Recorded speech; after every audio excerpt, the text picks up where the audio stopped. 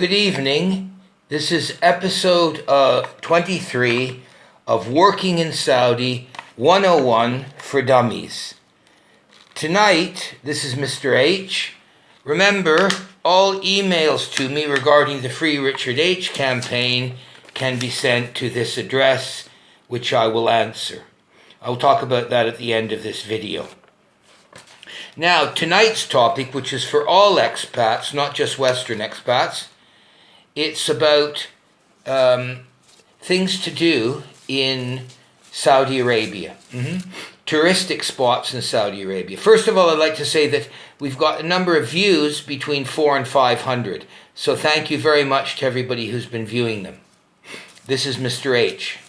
Now I'm going to talk about touristic sites in Saudi Arabia. And if you live near any of them, you may want to go to them. Most expats, the day after their contract ends or when their leave starts, try to leave Saudi Arabia. They've had enough at that time. But if you're in Saudi for a short time and you're not going on holiday, then you may look at the kingdom. Here's an example. Well, until recently, as you know, there has been fighting between the Saudi government forces and armed groups in Yemen, but many people used to go on boat trips to the islands off Jazan on the weekends. That's on the west coast. That's a very interesting trip, I'm told, by many people that go there.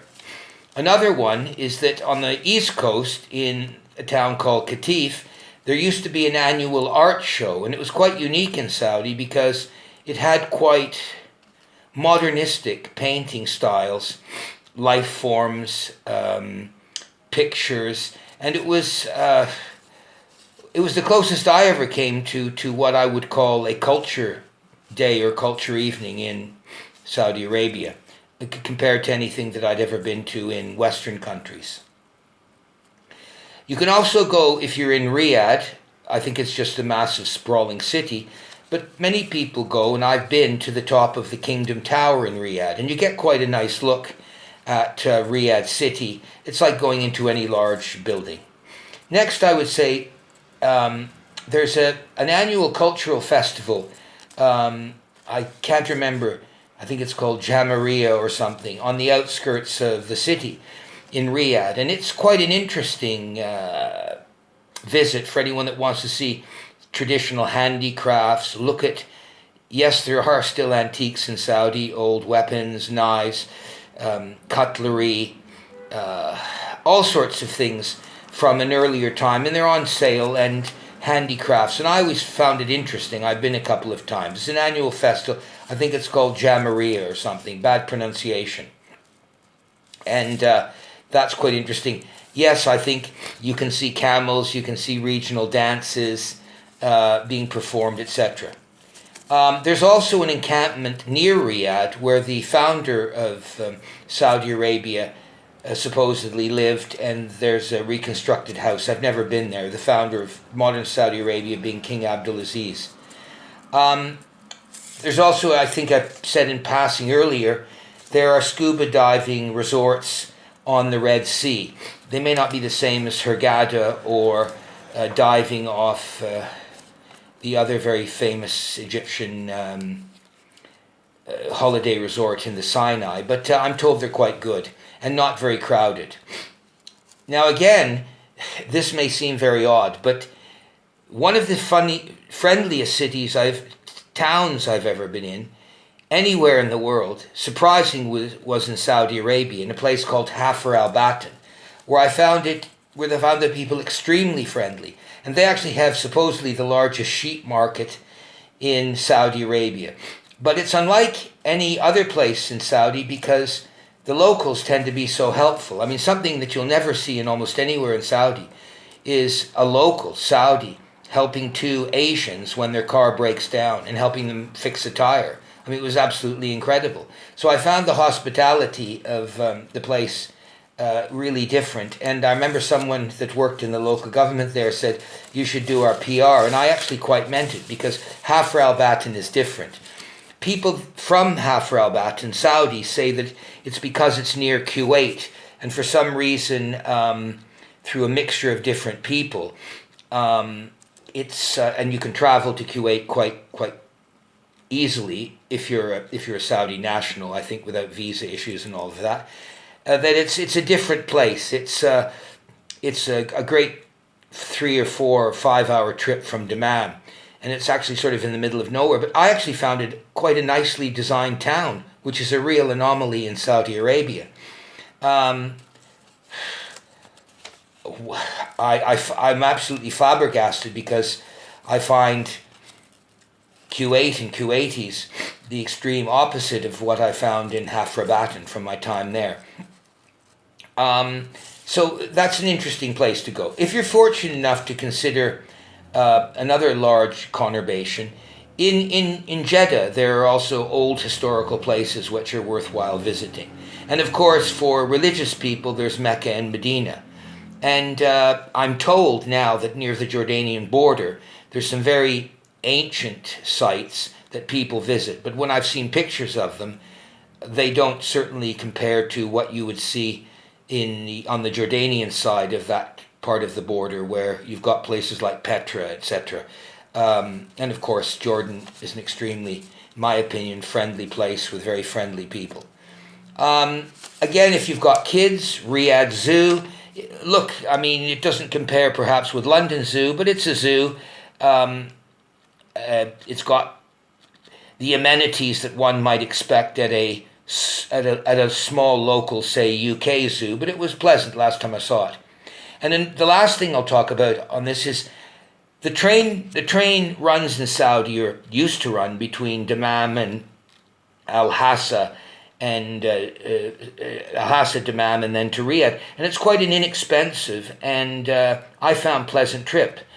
Some reasonable food on it, cold if I remember, but very fresh. Very nice service, very nice seats. Okay, it's mainly desert that you see, but it's pleasant. And they actually have a first class service, which gives you a few extra little benefits. Arabic coffee before you go, I think some pastries. But I took the train trip a number of times when I was working there, and I found the train trip quite a pleasant foray. So that's it for touristic places in Saudi. Now we come back to the Free Richard H. campaign. Well, where we are now with Richard, his court case has been dropped, but we are asking now, and Richard's asking, for someone from the British Embassy to at least go to the airport when he eventually gets his ticket from his ex-employer to leave the country. Because I said in the last video, what we want is a seamless exit. But the British Embassy, it doesn't seem, will even send anyone to actually go there to make sure Richard gets through. And I actually find this appalling if you've watched the earlier videos. One of the people who's contacted us, Mr. Duncan, we won't go into his last name, he's written to his MP twice, and his MP has actually contacted the Foreign and Commonwealth Office, and again, it's regarding Richard's case. But the Foreign and Commonwealth Office have said they can't discuss the case because of data protection. So with COVID Bananarama and this, I don't know if Richard will then write to his local MP to then tell the Foreign Office that this information can be released to this other British person. But it just becomes silly because this man, Duncan, has contacted his MP, and his MP wrote to the Foreign and Commonwealth Office, and they're stum on it. So it's really sad. Now, as I said, we've had between 400 and 500 hits on this site, and we're very appreciative of that. We also had a very interesting letter coming into our email at kabsa.anzi, which was asking about what is it like getting in and out of Saudi Arabia during the present coronavirus. From what I understand from people I know there, it's very difficult to get into the kingdom, and it may be even difficult to get out. So even if Richard is released, I don't know what the details are on leaving. Maybe there's special flights. This is episode 23 of the Free Richard H. campaign. This is Mr. M. And please continue. We'll continue with another episode soon, once we have more information. As you can imagine, Richard is just frustratingly writing to a number of Saudi bodies, and electronically, and most of the time that fails, and then he has to go down with a very good Arabic friend of his who then tries to translate, and then they try to find people working during the hot summer, and step by step by step, and rules. It's not easy when you're trying to get a solution to anything which requires input. But anybody who's been to Saudi knows that. So if anybody wants to write me again, please do on kabsa.anzi@gmail.com. We appreciate your writing to your MPs, but at this stage, it seems the FCO aren't going to do much. But so now we have Richard. He's just waiting to go. All he wants is someone from the Foreign and Commonwealth Office.